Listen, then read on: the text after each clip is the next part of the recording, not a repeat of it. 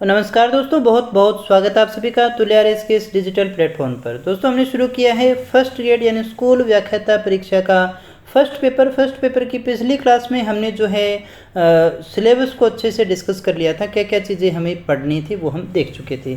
आज से अपनी सिलेबस की पहली क्लास है और सिलेबस की पहली क्लास में हम डिस्कस करने वाले हैं मौर्य कला विज्ञान और साहित्य के विषय में।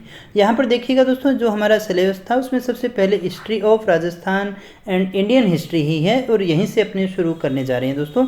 वैसे भी आप इस पूरे सिलेबस को देखें तो यहाँ पर आपको एक चीज़ दिखाई देगी कि 15 जो क्वेश्चन है वो आपके हिस्ट्री में से आने हैं और 15 क्वेश्चन जो है वो आपके मैनेजमेंट से आने हैं दोस्तों। बाकी यहाँ पर तो देखिएगा 1, 2, 3 और 4 सब्जेक्ट है, general science, Indian polity, geography और ये जो राजस्थान है। यहाँ से टोटल ही आपसे 12 क्वेश्चन पूछे जाने हैं। करंट अफेयर्स के 10 क्वेश्चन आने हैं। 20 क्वेश्चन में आपके मेंटल एबिलिटी यानी स्टैटिस्टिक्स हो गई, मैथमेटिक्स हो गई, लैंग्वेज हिंदी इंग्लिश यानी 5 इसके माने हिंदी के, 5 इंग्लिश के माने और 5% मेंटल एबिलिटी मैथ के आने हैं। तो बहुत ही चिल्लर सी एक प्रकार से बिखरी हुई है, क्योंकि टोटल क्वेश्चन तो 75 ही हैं दोस्तों। तो यहाँ पर आपको ये ध्यान रखना है कि हमें सबसे पहले क्या पढ़ें। हम सबसे पहले जो अध्ययन करेंगे हिस्ट्री का अच्छी से मजबूत कर लेंगे और जो हमारी एजुकेशनल मैनेजमेंट है हम उसको अच्छे से अगर पढ़ पाएंगे तो ये चीज़ हमारे लिए बहुत ज़्यादा बेनिफिशियल होने वाली है दोस्तों। तो दोस्तों चलिएगा शुरू करते हैं आज की क्लास को। और आज की क्लास में हम डिस्कस करने वाले हैं सबसे पहले टॉपिक जो हमारे सिलेबस में है। देखिएगा history of Rajasthan Indian history के अंदर development of Arya art science and literature during Maurya and गुप्त पीरियड, यानी गुप्त और मौर्य काल में जो कला विज्ञान और साहित्य का जो विकास हुआ है उसको हमें अच्छे से अध्ययन करना है, उसे हमें देखना है। तो चलिएगा बात करते हैं हम इसके विषय में कौन से प्रश्न आपसे पूछे जा सकते हैं। तो सबसे पहले हम भारतीय इतिहास में मौर्य काल का योगदान पढ़ लेते हैं, यानी मौर्य काल से हमें क्या क्या चीज़ें मिलती हैं, मौर्य काल क्या क्या दे के गया है भारतीय इतिहास में।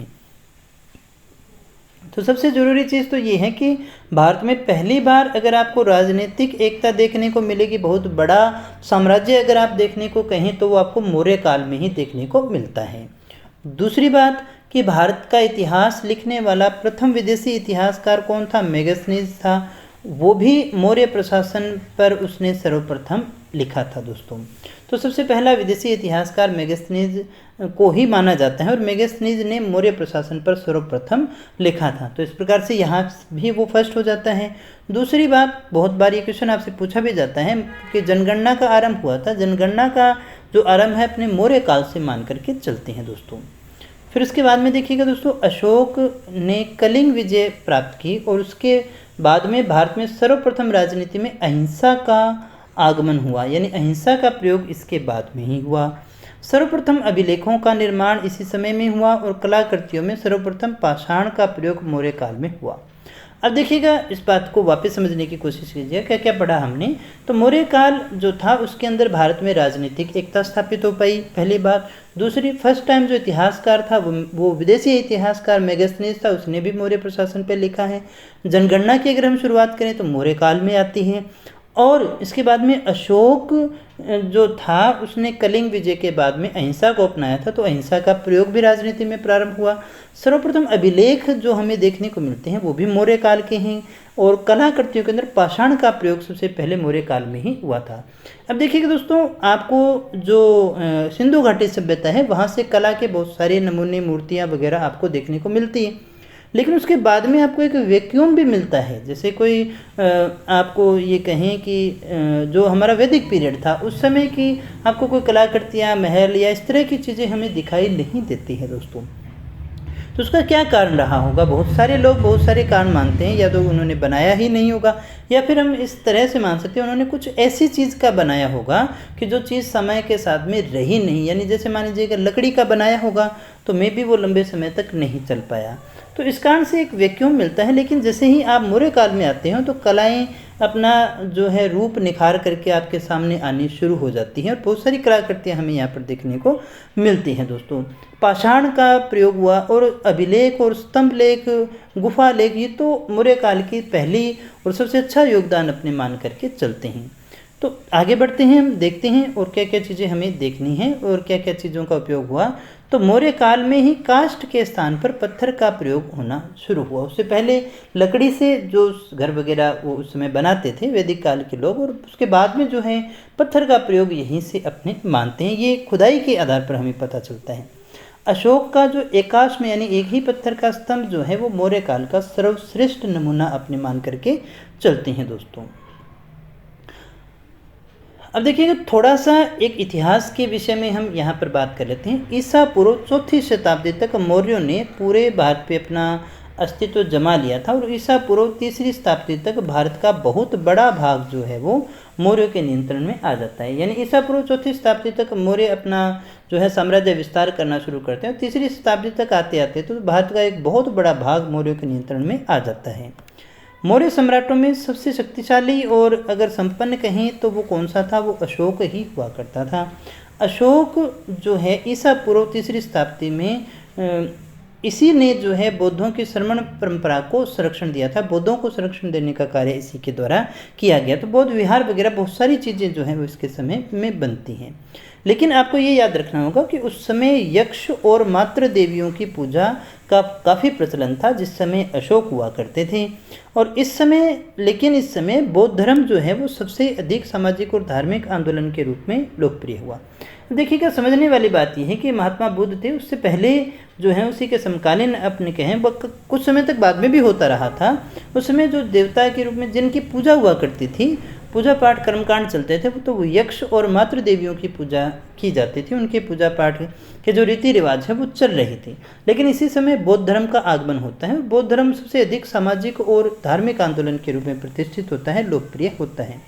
यक्ष पूजा बौद्ध धर्म के आने से पहले चल रही थी, उसके बाद में भी काफ़ी समय तक लोकप्रिय तो रहती है, लेकिन आगे चलकर ये भी बौद्ध और जैन धर्म जो आए थे उन्हीं के अंदर विलीन हो जाती है। तो यहाँ हमारी समझ में ये बात आ जाती है कि 4वीं शताब्दी ईसा पूर्व मौर्य जो है अपना साम्राज्य स्थापित करना शुरू करते हैं और 3री शताब्दी आते आते बहुत बड़े भाग पर अपना नियंत्रण स्थापित कर लेते हैं। तो कलाएं या कुछ भी अब विकास कब होगा? विकास जब एक बड़े साम्राज्य का निर्माण हो जाता है तभी तो विकास होता है, नए नए इनोवेशन निकल करके आते हैं। तो मौर्य सम्राटों में अशोक सबसे ज़्यादा शक्तिशाली था और उसी के समय में बहुत सारा कार्य हुआ था दोस्तों।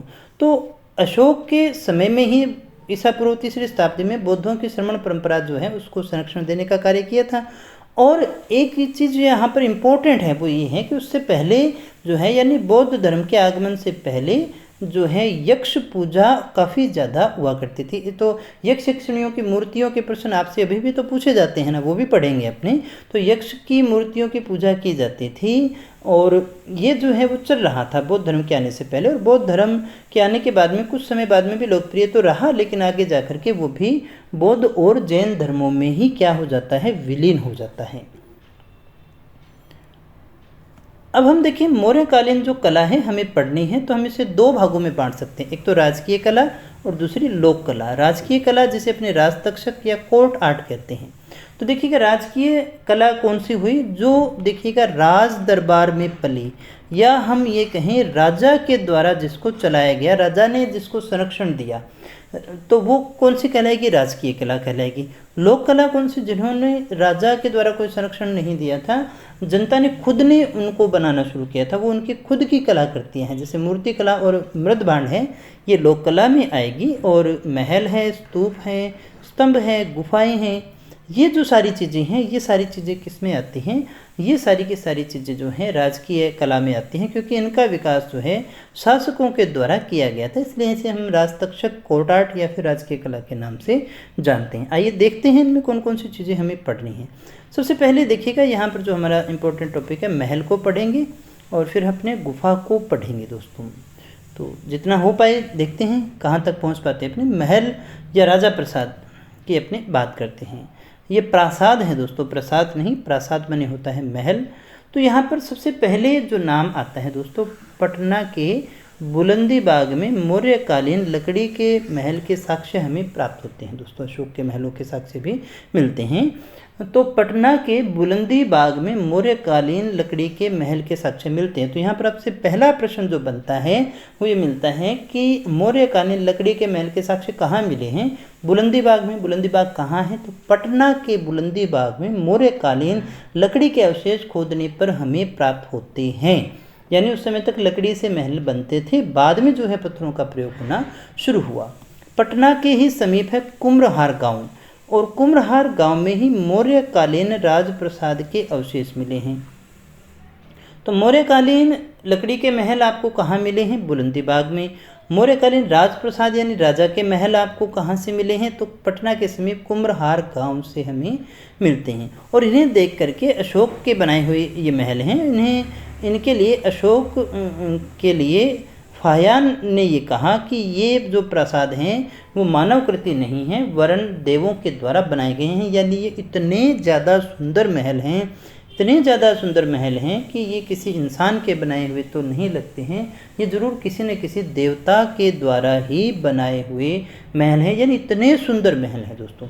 तो पटना के बुलंदी बाग में मौर्यकालीन लकड़ी के महल मिले, और पटना के समीप ही कुम्हरार गांव में भी हमें राजप्रसाद के अवशेष में प्राप्त मिलते हैं, और ये बहुत ही ज़्यादा खूबसूरत हैं देखने में। तो इसके अलावा देखिएगा दोस्तों, मैगस्थनीज और स्ट्रेबो पाटलिपुत्र के महलों और नगर नियोजन की भी प्रशंसा करते हैं। तो मैगस्थनीज और स्ट्रेबो ने भी इनके नगर और महलों की जो है प्रशंसा की है दोस्तों। एरियन जो है, एरियन इतिहासकार पाटलिपुत्र के महलों को सूसा और एक बेतना के महलों से भी अधिक सुंदर बताते हैं। तो यहाँ पर दोस्तों प्रश्न बनता है कि किसने पाटलिपुत्र के महलों को सूसा और एक बेतना के महलों से अधिक सुंदर बताया है? तो एरियन ने बताया है दोस्तों।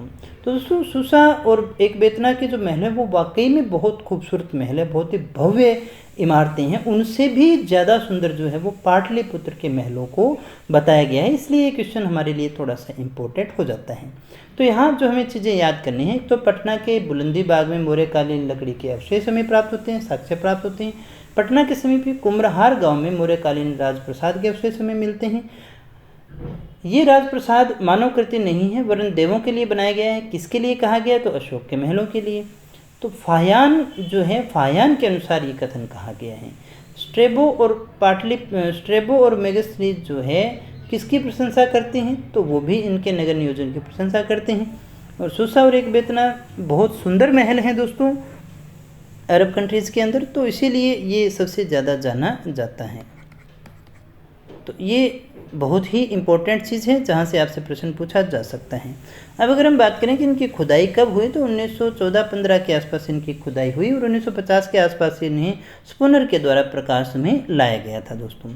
तो इनकी खुदाई कब हुई थी? 1914-15 के अंदर इनकी खुदाई की गई थी दोस्तों।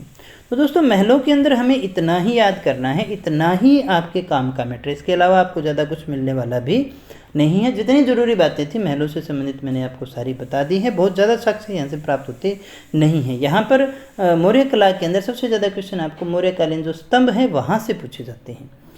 महलों की अगर हम बात करें, राजप्रसाद की अगर बात करें, तो खुदाई वगैरह तो बात हमने कर ली थी। गुफाओं की बात करें तो गुफा जो है आजीवक संप्रदाय था उस समय, वहाँ पर गुफाओं को काट करके उनके अंदर रहते थे। वो जो बौद्ध भिक्षु थे वो भी रहा करते थे। तो अशोक ने वास्तुकला में चट्टानों को काटकर गुहा निर्माण करवाया। गुहा यानी कि गुफा। अगर आपसे पूछा जाए गुफा कला का आविष्कारकर्ता कौन है, तो वो अशोक को ही माना जाता है। अशोक जो थे वो वास्तुकला में चट्टानों को काटकर गुहा का निर्माण करते हैं। ये कला जो है वो अशोक के द्वारा विकसित की गई थी, तो इसलिए काफ़ी ज़्यादा इम्पोर्टेंट हो जाता है। बराबर गया में है ना 4 गुफाओं का निर्माण जो है वो अशोक के द्वारा करवाया गया था। आपसे पूछा जाए अशोक ने 4 गुफाओं का निर्माण कहाँ करवाया? गया के बराबर की पहाड़ियों में। और अगर आपसे पूछा जाए 4 गुफाओं के नाम क्या हैं, तो 4 गुफाओं के नाम हैं कर्ण चौपड़, सुदामा चौपड़ और विश्व झोपड़ी। तो ये 4 गुफाएं हैं दोस्तों, 4 गुफाएं हैं जिनका निर्माण अशोक के द्वारा करवाया गया बराबर की पहाड़ियों में, जो कि गया में स्थित है। अशोक ही थे, गुफा निर्माण का कार्य इनके द्वारा शुरू करवाया गया था, और इससे बाद में इसने आजीवक साधुओं को दान में दे दिया था दोस्तों। तो दोस्तों बौद्ध और जैन संप्रदाय थे। उसी समय एक संप्रदाय साथ में और भी था, आजीवक संप्रदाय, जो ये मानता है कि हमें जो कुछ मिलना है वो किस्मत से मिलना है। अगर हमारी किस्मत में लिखा है तो हमें मिल ही जाएगा। अगर आपको नौकरी लगना है तो किस्मत में लिखा होगा तो लग जाएगा, नहीं लिखा है तो फिर नहीं लग आप नहीं लग पाओगे। ऐसा आजीवक संप्रदाय के जो लोग हैं वो कहा करते थे, वहाँ की धारणा थी, मेरी नहीं है दोस्तों। जो इन्होंने कहा मैं तो आपको वही बता रहा हूँ। कुछ समय तक वो संप्रदाय चला भी था, लेकिन आज अपने जानते हैं उसका कहीं नामो निशान नहीं है, विलुप्त सा ही हो गया है। बराबर की पहाड़ियों में एक लोमस ऋषि की गुफा भी है जो कि मौर्य कालीन है। लोमस ऋषि की गुफा भी बराबर की पहाड़ियों में है, लेकिन इसका जो निर्माण है अशोक ने नहीं करवाया, दशरथ ने करवाया था, जो कि उसका पौत्र था। आपसे प्रश्न पूछा जाए लोमस ऋषि की जो गुफा है वो किस काल की है, तो वो मौर्य काल की है। ऐसे प्रश्न आपसे पूछे जाते हैं। इसका निर्माण किसने करवाया, तो अशोक के पुत्र दशरथ के द्वारा इसका निर्माण करवाया गया था। दशरथ ने भी नागार्जुनी पहाड़ियाँ उसी के पास में ही है, गया में ही, आजीवकों को 3 गुहाएं बना करके दी थी, गोपी, वापी और वदथित। यानी अशोक और उसके पोते ने एक जैसा काम किया। अशोक ने 4 गुफाएं बनवाई बराबर की पहाड़ियों में, तो उसके पोते ने नागार्जुन की पहाड़ियों के अंदर 3 गुफाएं और बनवा दी। ये किसके लिए होती थी, आजीवकों के लिए हुआ करती थी। तो किसने बनवाई, ऐसा प्रश्न आपसे पूछा जा सकता है दोस्तों। तो दोस्तों 4 कौन कौन सी हैं, गोपी है, वापी है और वदतिक है। ये तीनों आपको याद रखनी पड़ेगी। जहाँ मैंने आपको हमेशा कहा है जहाँ 3 है वहाँ पर प्रश्न है पूछे कौन सी दशरथ ने नहीं करवाई है, ऑप्शन नंबर 4 दे दें। 4 के अंदर वो लिख देगा चौपार, तो चौपार वाला क्या हो जाएगा, गलत हो जाएगा, यानी ये हमारा सही आंसर हो जाएगा।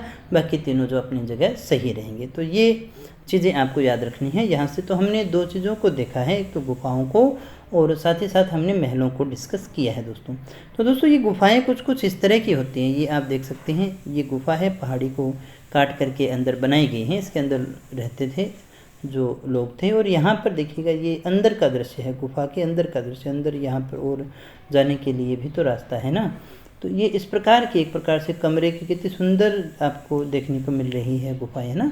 ये अच्छी सुंदर हुआ करती, इसमें कलाकृतियाँ भी हुआ करती थी दोस्तों। ये 4 जो थी हमारी, जैसे ये लोमस ऋषि वाली है ना, अभी हमने बात की थी लोमस ऋषि वाली, लोमस ऋषि की गुफा। ये सुदामा झोंपड़ी हो गई, ये कर्ण चौपड़ है, और ये विश्व झोंपड़ी हो गई। ये यहाँ पर इसका दरवाज़ा है। तो इस प्रकार से हुआ करती थी गुफाएं जो हैं, जिनके अंदर आजीवक संप्रदाय के लोग रहा करते थे, भिक्षु रहा करते थे दोस्तों। तो दोस्तों गुफाओं के विषय में इतनी ही बातें थी जो हमें जाननी थी। अब हम स्तूप के विषय में बात कर लेते हैं थोड़ी। स्तूप किसे कहते हैं, तो सबसे पहली बात, महात्मा बुद्ध की अस्थियों पर जो समाधियाँ बनाई गई वही क्या कहलाती हैं, स्तूप कहलाती है। एक लाइन में अगर आपसे पूछा जाए स्तूप किसे कहते हैं, तो महात्मा बुद्ध की अस्थियों पर, यानी महात्मा बुद्ध के अंग जो थे, अस्थियाँ जो थी, उनके ऊपर जो समाधियाँ बनाई गई। बौद्ध साहित्य के अनुसार अशोक ने 84,000 स्तूपों का निर्माण करवाया था। कितने का, 84,000 स्तूपों का निर्माण करवाया था। अशोक ने सांची और सारनाथ में स्तूप बनवाए। तो सांची और सारनाथ के स्तूपों का निर्माण किसने करवाया था, अशोक ने करवाया था। प्रमुख स्तूप कौन कौन से हैं ये हमें थोड़ा सा याद होना चाहिए, बाकी अपने इनको आगे और भी डिस्कस करेंगे। पिपरहवा स्तूप यूपी में है, प्राचीनतम स्तूप है ये।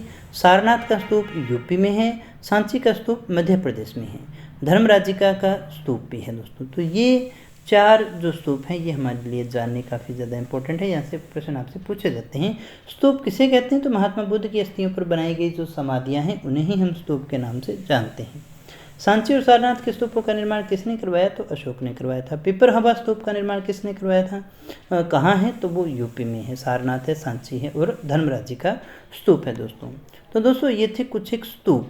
और अभी इस वीडियो में तो इतना ही हो पाएगा, क्योंकि अपने अगर उस दूसरे टॉपिक को शुरू कर लेंगे तो अभिलेख वगैरह तो यहाँ हो नहीं पाएंगे। तो इस वीडियो में अपने इतना ही रखते हैं। नेक्स्ट वीडियो में हम इस मौर्य काल की कला को जो है वो पूरा कर लेंगे। मुझे उम्मीद है वीडियो आपको लाभदायक साबित हो रही होगी, आपके लिए आपका सिलेबस अच्छे से चल रहा होगा।